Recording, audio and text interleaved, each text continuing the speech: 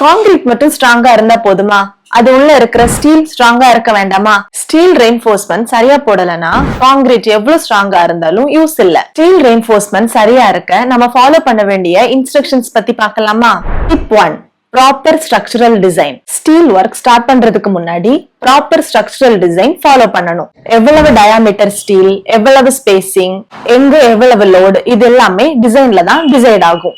Tip 2, proper spacing. Proper structural டிசைன்ல இருக்க மாதிரி ஸ்டீல் ராட்ஸ் கரெக்ட் ஸ்பேசிங்ல இருக்கணும். டூ க்ளோஸ் அல்லது டூ ஃபாரா இருந்துச்சுன்னா லோட் டிஸ்ட்ரிபியூஷன் சரியா இருக்காது. Tip 3, proper binding. Steel binding டைட்டா இருக்கணும். லூஸா இருந்தா கான்கிரீட்டிங் நேரத்துல ஷிஃப்ட் ஆயிடும். Tip 4, rust check. ரஸ்டான ஸ்டீல் யூஸ் பண்ணாதீங்க.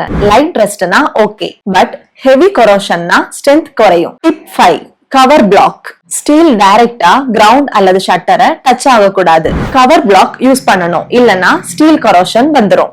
இங்க பல சைட்ல என்ன பண்றாங்கன்னா ப்ராப்பரா ஸ்ட்ரக்சரல் டிசைன் ஃபாலோ பண்ணாம ரேண்டமா ஸ்டீல் போடுறாங்க. இதுதான் ஃபியூச்சர்ல பில்டிங்ஸோட கிராக்ஸ் அண்ட் ஃபெயிலியருக்கு main reason. Steel work plus proper structural design இருந்தாதான் பில்டிங் சேஃப் அண்ட் ஸ்ட்ராங்கா இருக்கும். இப்படி சிம்பிளா சிவில் கான்செப்ட் பத்தி தெரிஞ்சுக்கணுமா? நம்ம ஜெயம் கன்ஸ்ட்ரக்ஷனை ஃபாலோ பண்ணுங்க.